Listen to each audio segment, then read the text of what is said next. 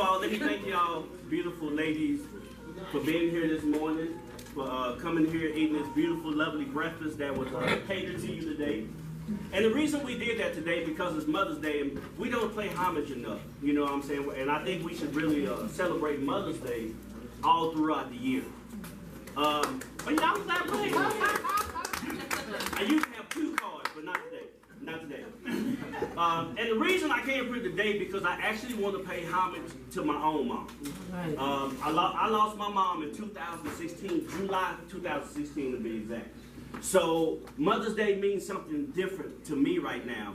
And that's probably why I have an attitude in today's world, because I'm not used to people having bad kids and their kids talking back to them because of the way my mother used me.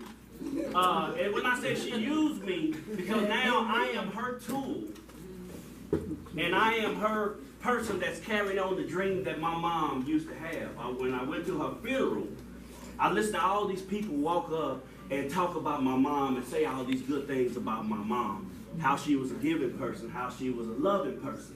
So what that did to me is told me, as my mom passed away, I need to keep living on her dream and be that person. Now, I'm old school, people. I'm old school, old school. I'm old school where I used to watch Gilligan Island in the morning. I'm old school where my mama bought me a Slinky, but it never worked because we lived in a 1-story house, and Slinky, you gotta have some stairs. It never went down. I'm old school where I used to watch Starsky and Hutch. I used to wake up in the morning, my mama watching her soap operas. Don't know why they call them soap operas, but hey, if my mama want to watch Young and the Restless, go ahead and watch Young and the Restless. I'm old school, where every Sunday morning, we used to wake up and read the funny pages. We used to wake up and read the TV guide so we know what's coming on TV later on in the week. And see, TV was different back then when I grew up, because we had 7 TV stations. We didn't have 455 stations like they got right now. It was a little different, because TV actually went off of broadcasting when I was young. As soon as you saw that little Native American crying, and you heard the national anthem and the Star Spangled Banner, you knew it was time to cut the TV off. I was old school where when the lights come on at nighttime, you had to be in the house. All right. All right. Yes. And see, the thing is, we have changed so much in this world today. Yes. Yes.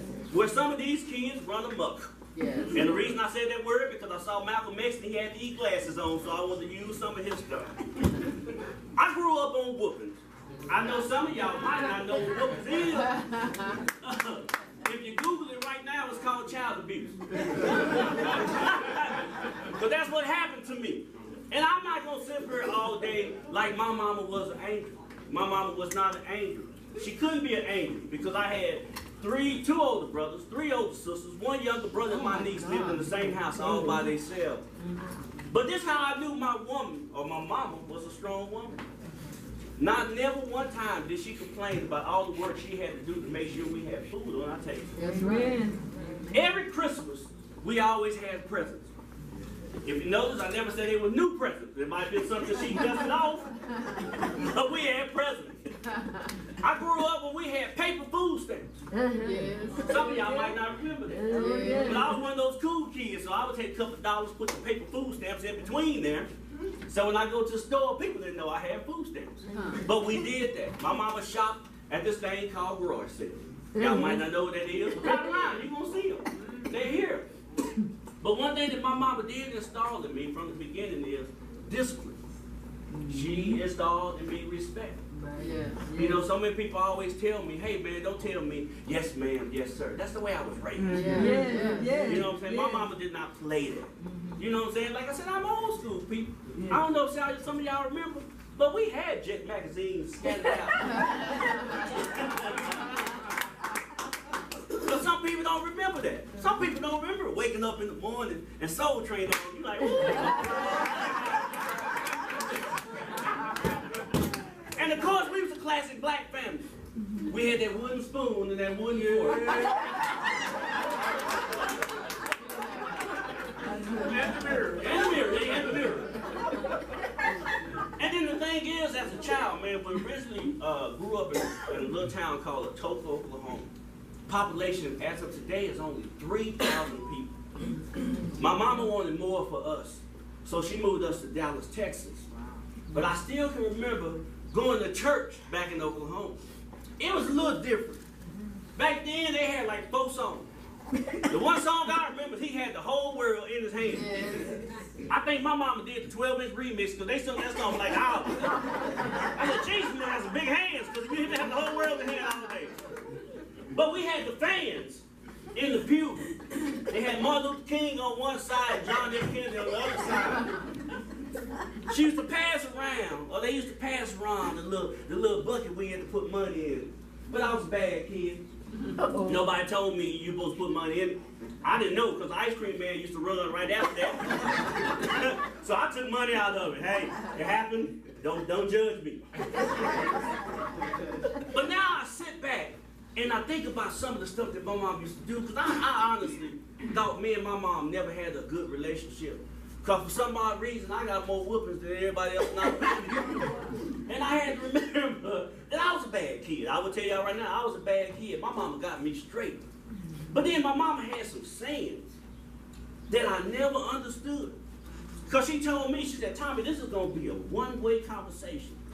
Now, as I got older, I don't see how that happened. And in a nice way, she would say, I'm going to talk, you going to listen, you going to shut up.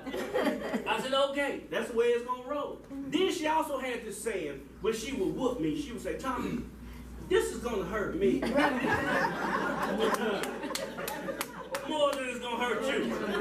And at that point, I had to disagree with my mom. Because I don't know if y'all ever been at the end of a good whooping. But I had some good whooping. Like, honestly, one day, Joe Jackson and Ike Turner called my mom to get some tips on how to do it right. And my mama did the Jedi mind trick on one whooping. Because she hit me so hard, I just froze. She whooped me on Monday. I missed 3 days of school, and it was Thursday by the time I came to college. But I knew never to mix the grease up. Because we had one can that was grease up.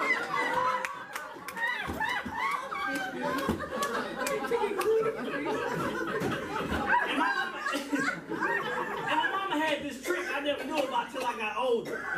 She'd always wake up in the morning and say, who drunk the milk? Somebody drunk the milk. And I was trying to figure out if my mama had cameras, but this old school, we didn't have cameras back then. We had a Polaroid. I would have knew if my mama took a picture with a Polaroid. She took the picture was slid out, we had to shake it to get the picture. But I never knew my mama marked the milk.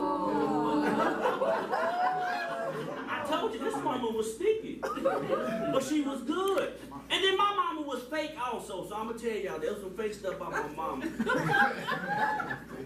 Cause I heard her talk to her friends.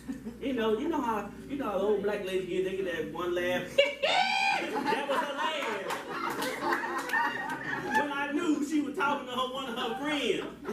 But then let the bill collector call. Hey, how you doing? This is Janelle. Yeah. Then I said, Mama, you turned white. What happened?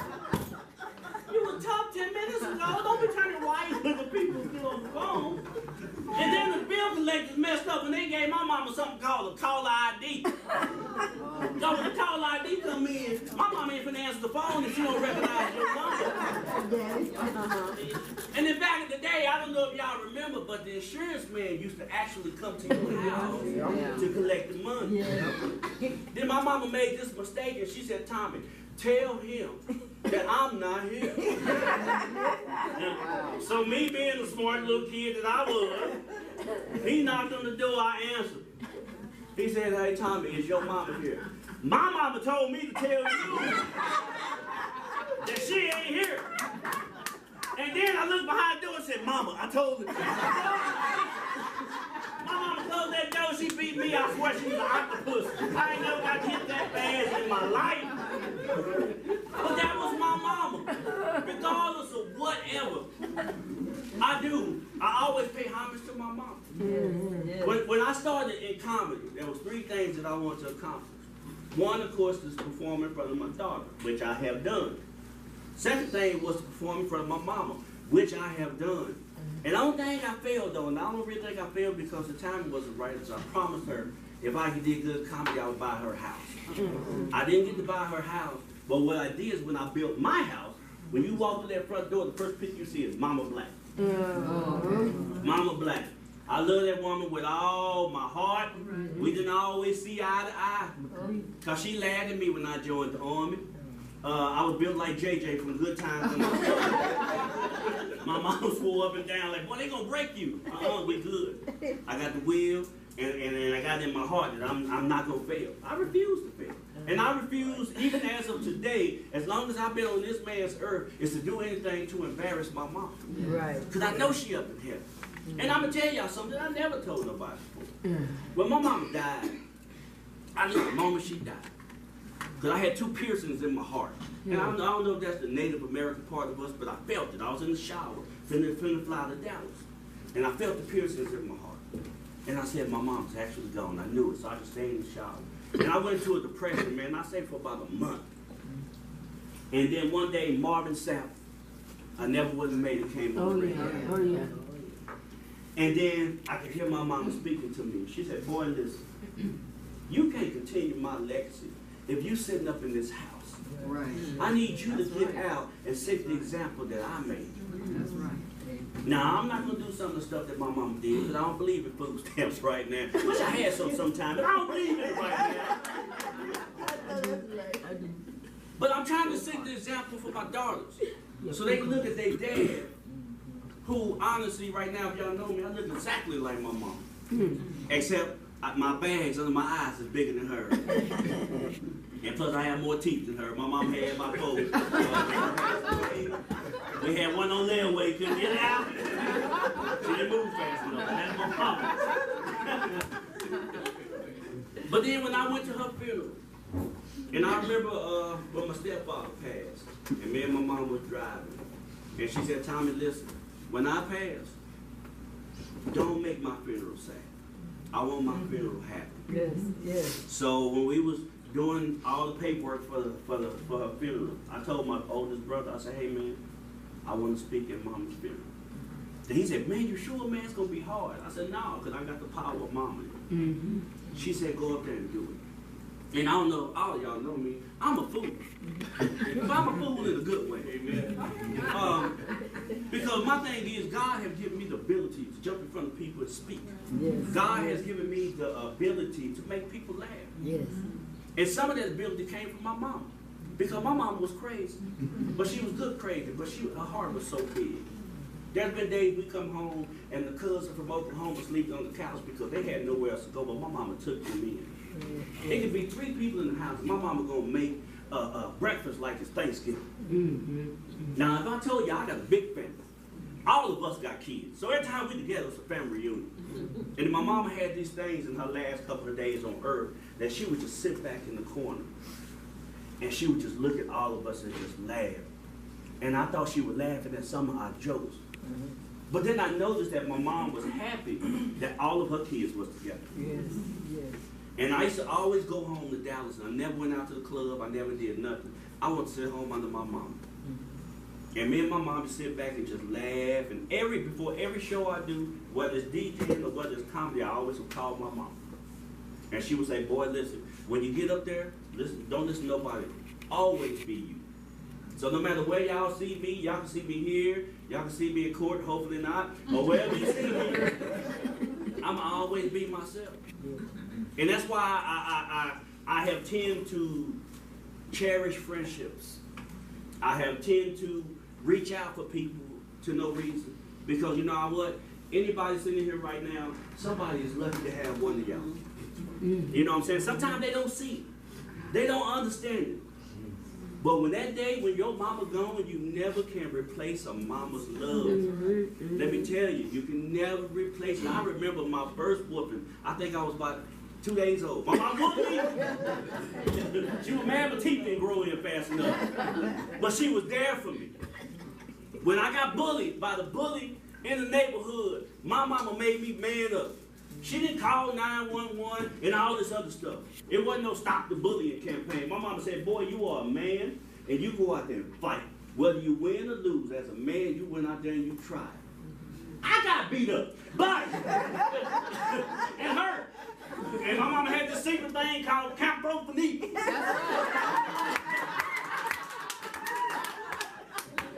And peroxide. We can't forget peroxide. And she made me Go out there and be a man.